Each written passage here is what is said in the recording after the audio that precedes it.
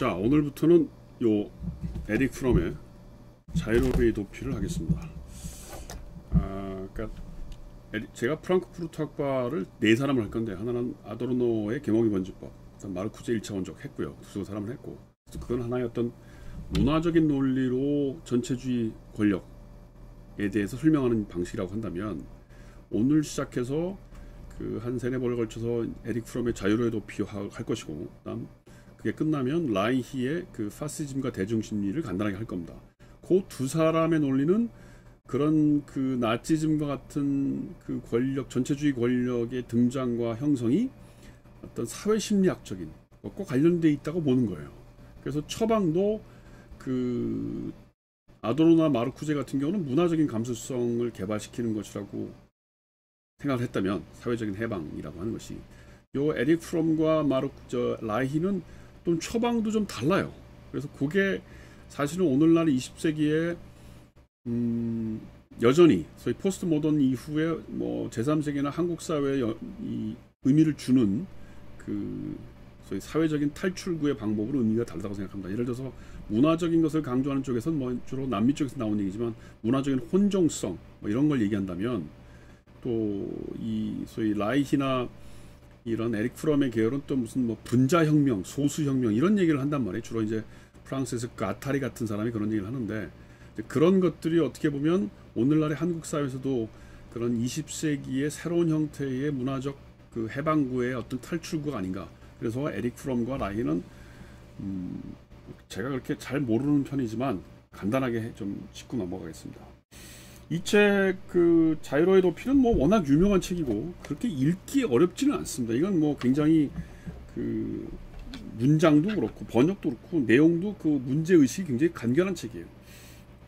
여기 이제 1장에 보면 하나의 심리학적 문제인가, 자유라고 하는 것을 우리가 어떻게 볼 거냐, 인간의 심리하고 연결시켜서 한번 보겠다, 그런 겁니다. 그러니까 지금 이 양반이 하는 얘기 중에 보면 인간의 본성과 열정과 불안이라고 하는 게 있는데, 이게 문화적인 사물이라는 겁니다. 그리고 이것이 뭐냐면 인간의 성격 구조, 이런 인간의 사회적인 심리 성격 구조라고 하는 게 19세기의 어떤 구조, 20세기의 구조, 이렇게 사회적인 것과 연결되어 있다고 하는 거예요. 그래서 사실은 이런 불안의식, 사회적인 심리, 이런 것들이 정치적인 민주화와 혹은 전체적인 사회주의와 연결되고 있다는 얘기를 기본적으로 첫 번째 그 서론에서 얘기를 하는 겁니다. 1장에서. 다시 말해서 사람들이 왜 민주주의를 지지하지 않고 전체주의적인 권력을 지지했는가? 그건 하나의 사회적인 심리 문제와 관련되어 있는데, 그것은 역사적이고 사회적인 구조와 관련되어 있다는 거예요. 그래서 사실은 에릭 프롬과 뒤에 할 라이히는 프로이드 심리학과 약간 마르크스 계급론이 이렇게 연결되어 있는 사람들이에요. 자, 뭐 그 정도 하고요. 그 다음에 이제 2장에서는 자유의 출현과 자유의 다양성을 얘기를 하면서, 자유라는 게 뭐냐를 얘기를 하는데, 이건 뭐 철학적으로 무슨 그 뭐 밀즈나 뭐 이사야 벌린 같은 그런 논의가 아니고, 심리학적인 차원에서 또 혹은 역사적인 관점에서 이 자유라고 하는 것이 어떻게 각 시대마다 달라지고 있느냐를 얘기하는 거예요. 그래서 이 양반이 뭐냐면, 종교개혁 시대 이전, 종교개혁 시대의 자유와 오늘날의 20세기 자유가 어떻게 달라지는가를 설명을 해요. 근데 한마디로 얘기하면, 종교개혁을 요구했던 그 시대, 소위 카톨릭이 세계 중심이고 일상생활을 지배했던 시대의 인간은 신 앞에서 굉장히 미미한 존재였던 거 아닙니까? 신이 모든 걸 주관했으니까 인간이라는 게 무기력한 존재였죠. 자, 그런데 종교개혁을 통해서 인간이 신앙의 중심으로 왔어요. 루터나 켈빈이 그런 영향을 했죠. 그런데 이 에릭 프롬이 보기에는 그렇게 종교개혁을 통해서 신앙의 어떤 억압을 뚫고 인간의 어떤 본성, 인간이 신앙의 중심이 되고 내가 원하는 대로 열심히 돈 벌고 내가 생각하는 대로 하느님을 믿을 수 있다고 하는 신앙의 자유가 생겼음에도 불구하고, 그래서 우리는 그것이 어떤 마법화, 주술, 어떤 종교의 주술로부터 우리가 탈출을 했다고 생각함에도 불구하고 인간은 여전히 미미한 존재로 남아있게 됐었다는 겁니다. 그게 어디서 얘기하냐면 3장 그 종교개혁 시대의 자유라는 얘기를 끝나고 4장에서부터 시작하는 얘기예요. 그러니까 이 책에서 가장 중요한 사회 심리적인 구조, 그러니까 4장, 5장까지는 사회 심리적인 구조와 관련돼 있어요. 거의 4장까지가 그래요. 이 책의 내용을 전체를 보면 사회 구조 안에서 인간의 자유와 심리가 어떻게 만들어지는가, 역사 속에서 사회 구조 안에서. 그 다음에 이제 5장부터는 내면적인 변화를 얘기하는 겁니다. 뭐 도피의 메커니즘이 어떻고 뭐 이런 얘기하는 거예요. 그건 이제 약간 프로이드적인 냄새가 나는 거죠. 그래서 이 책은 역사 구조와 프로이드의 내면적인 심리를 합쳐놓은 책이다. 그래서 4장까지가 사회 구조를 얘기한다면 그 중에서 제일 중요한 챕터가 4장이다 이겁니다. 4장의 내용이 뭔데요? 아까도 얘기했지만 종교교육을 통해서 우리가 해방이 됐어. 그런데도 사람들은 더 자유롭고 독립적으로 된 것이 아니고 한마디로 얘기하면 더 두렵고 고독해졌다는 겁니다. 이게 기본적인 첫 번째 주장이에요. 114페이지 그 말이 다 있어요. 우리는 이 일반적인 문제의 한 측면, 즉 자유가 성장하는 과정의 변질법적인 성격에만 중점을 두기 때문이다. 우리의 목표는 근대의 사회구조가 동시에 두 가지 면으로 인간에게 영향을 미치고 있음을 보여주는 것이다. 즉 인간은 더 독립적이고 자립적이고 비판적이 되었지만 또 다른 한편으로는 더 고립되고 고독해지고 두려움에 사로잡혔다는 것이다. 그렇죠. 내가 자유롭게 됐어. 모든 걸 내가 신앙도 그렇고 경제도 그렇고 내가 다 결정할 수 있게 되는데 오히려 우리는 고독하고 불안하게 됐다는 겁니다. 인간이 자유의 낡은 적으로부터 115페이지 인간이 자유의 낡은 적으로부터 해방되었지만 자유의 낡은 적이 뭐예요? 우선 교회고 그 다음에 신분적인 어떤 억압 질서죠. 그래서 혁명을 통해서 해방되었잖아요.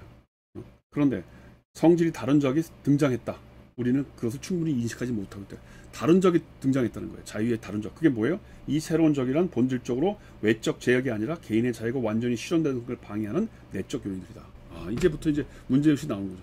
과거에는 뭐 너 귀족이야 쌍놈이야 이거죠. 자유를 방해하는 게. 그다음 너 교회 말 안 들어 이런 거였는데 지금은 내면적인 것이 나의 적이 됐다는 거예요.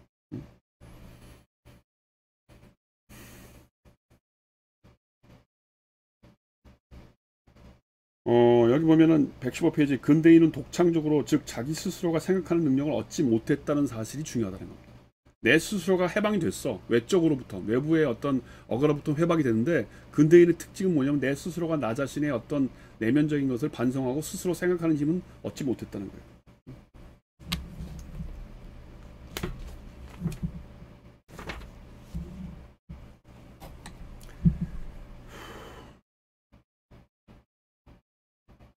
그래서 여기 보면은 116페이지 우리가 얻은 자유는 있는 힘껏 지켜야 하지만 자유의 문제는 양적인 것만이 아니라 질적인 것이기도 하다. 우리는 전통적인 자유를 지키고 눌려야 할 뿐만 아니라 우리 자신의 개체적인 자아를 실현할 수 있게 해주는 새로운 종류의 자유도 얻어야 하고 이 자아와 삶을 믿을 자유도 얻어야 한다는 것을 잊고 있다. 같은 얘기지만 하여튼 외부적이고 종속된 어떤 겉으로 보이는 것만이 자유가 아닌데 우리는 그걸 얻었다고 하는 것으로서 인간이 내면적인 자유를 얻는 것에 대해서 등한시하고 몰랐다는 거죠. 여기 보면 이제 118페이지 그 얘기가 이제 설명이 되고 있는 거예요. 왜 종교적인 자유를 얻었는데 우린 더 내면적으로 더 외롭고 고독하게 됐느냐? 여기 보면 루터가 말하는 의미에서 118페이지입니다. 루터가 말하는 의미에서 신앙은 완전히 주관적인 경험이었고 칼뱅의 경우에는 구원의 확신도 이와 같은 주관적 성질을 가졌어요. 그래서 혼자서 다음 페이지 119페이지 혼자서 신의 힘과 맞서는 개인은 압도당하는 기분을 느끼지 않을 수 없었고 완전한 복종 속에서 구원을 찾을 수밖에 없었다. 심리학적으로 보면 이 정신적 개인주의는 경제적 개인주의와 별로 다르지 않다. 어느 경우에나 개인은 완전히 혼자이고 고립된 상태에서 신이든 경쟁자든 또는 인간의 외적인 경제력이든 자기보다 우월한 힘과 맞서는 것이다. 신에 대한 개인주의적 관계는 인간의 세속 활동이 지닌 개인주의적 성격에 대한 심리적 준비였다. 그러니까 한마디로 얘기하면 뭐냐면 과거에는 뭐 다 그 신부님들이 라틴어 성경 읽고 뭐 이제 하느님 말씀은 이런 거야 뭐 넌 그냥 뭐 내 말만 잘 들으면 천당 갈 수 있어. 그리고 이제 나중에 심각해지면 면접을 하는 걸 돈 주고 사면 더 빨리 가. 뭐 이제 이렇게 소위 거짓말을 쳤다는 거 아니에요. 그래서 사람들이 그걸 듣고 막 돈도 내고 나는 천당 갈 수 있다고 그러니까 루터나 켈빈이 보기에 이게 너무 심하다. 그리고 이제 종교개혁을 한 거 아니에요. 그 종교개혁의 첫 번째가 뭐예요? 루터가 했던 일이 뭡니까? 그 라틴어 히라버 성경을 독일말로 번역했어요. 그래서 네가 알아서 봐라. 그러니까 교회 안 나와도 된다. 집에 꼭 뭐 교회를 꼭 가서 헌금하지 않고 네가 집에서 진심으로 성경책 읽고 기도하면 너 천당 갈 수 있다 이렇게 바꿔놓은 거예요. 그러니까 얼마나 좋아. 신부라고 하는 어떤 권력체가 없어진 거죠. 그럼 내가 내 마음대로 성경을 해석하고 내 마음대로 행동하면 되는 거예요. 그런데 이제 이게 겁이 난다는 겁니다.